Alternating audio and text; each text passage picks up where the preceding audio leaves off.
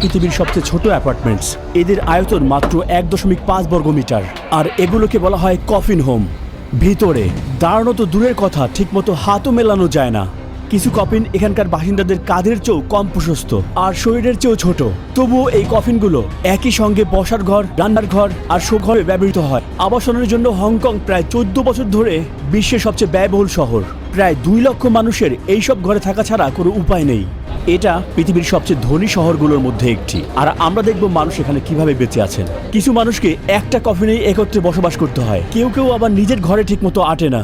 এই ডকুমেন্টারিতে আমরা এমন এক কফিন হোম বাসিন্দার সাথে সারাদিন কাটাবো, যিনি 16 বছর ধরে দুঃসহ জীবনযাপন করে আসছেন এখানে। শুরু করছি সবচেয়ে আরামদায়ক ঘরটির মাধ্যমে। ভবনটির প্রতিটি তলায় রয়েছে 20 থেকে 30টি কফিন আকৃতির অ্যাপার্টমেন্ট।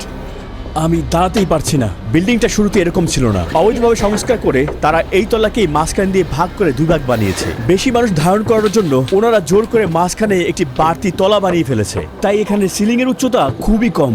দেখুন কিভাবে একটি তলাকে ভাগ করে 2 স্তরের বানানো হয়েছে। এটা হলো কোকোর বাড়ি। সে 10 বছর ধরে এখানে একা বাস করছে। ভাগ্যক্রমে আমার একটি জানালা আছে। সাধারণত কফিনে থাকে না। একটা ফ্রিজ, একটা টিভি, এইটুকুই। যেহেতু জায়গাটি অনেক ছোট, আপনি বেশি কিছু রাখতে পারবেন না।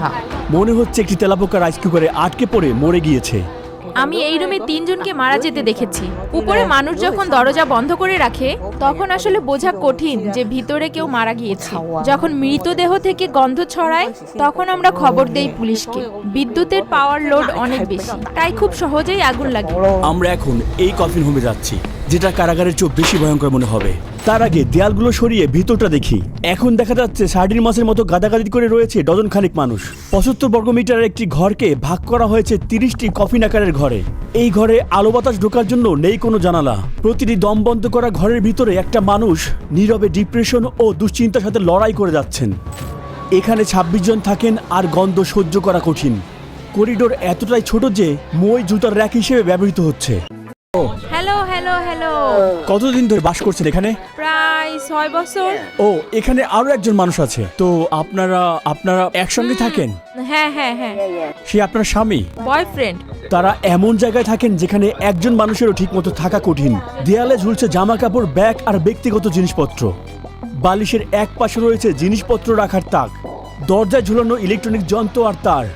নিচে পরিষ্কার করা জিনিসপত্র আর বোতল। তারা ময়লা, ব্যবহৃত টাওয়েল আর ফাস্টফুডের প্যাকেট সবই রাখা মাথার বালিশের কয়েক ইঞ্চির মধ্যেই। যেহেতু এখানে জানালা নেই, তাই ঠান্ডা রাখতে তারা ফ্যান ব্যবহার করে। কফিন হোমের তীব্র গরম থেকে বাঁচতে সে সবসময় তার চুল ছোট করে রাখে। এখানে পর্যাপ্ত বাতাস নেই এবং বাতাসের মানও খারাপ। কিভাবে থাকেন এভাবে এখানে? যাই হোক, আমি নিয়তি মেনে নিয়েছি। এই ছোট জায়গায় কিভাবে তোমার কাপড় পরিবর্তন করো? আমার শরীর বাঁকাতে ও মোড়াতে হয়, এটা করতে 10 মিনিট লাগে। এখানে থাকার ব্যবস্থা কেমন? বেশ কষ্ট, অনেক পোকামাকড় এখানে। এই যে দেখো। এটা কি? স্যার পোকা। এটা বড় সমস্যা। হ্যাঁ, আমার সারা গা কামড়ে ধরছে। এখানে সব জায়গা ছড়িয়ে আছে। দেখো কতগুলো ধরেছি আমি। তারা রক্তচোষা। ছারপোকার কারণে মানুষের শরীরে রক্ত স্বল্পতা দেখা যায়। সাবডিভাইডেড অ্যাপার্টমেন্টে এগুলো খুবই সাধারণ সমস্যা। একটি স্ত্রী ছারপোকা জীবদ্দশায় প্রায় 500টি পর্যন্ত ডিম পারতে পারে। এই দেখো, এখানে অনেক ছারপোকা আছে। এই যে এরকম এখানে অনেক ছারপোকা আছে। মিসলি ফাস্টফুড কিনতে বাইরে গিয়েছিলেন এবং তিনি ফিরে এলেন। তিনি একটি চেয়ার আনলেন এবং বিছানাটাকে কিছুক্ষণের জন্য খাবার টেবিল বানালেন। এই কফিন হোমগুলোতে ইন্টারনেটের গুরুত্ব পানি এবং বিদ্যুতের মতোই অপরিহার্য। কেননা এখানে থাকা বেশিরভাগ বাসিন্দাদের কাছেই বিনোদন বলতে শুধুমাত্র তাদের হাতের মোবাইল ফোনটাই রয়েছে। তোমার পেশা? পরিচ্ছন্নতা কর্মী। মাসে কত টাকা উপার্জন করো? $650।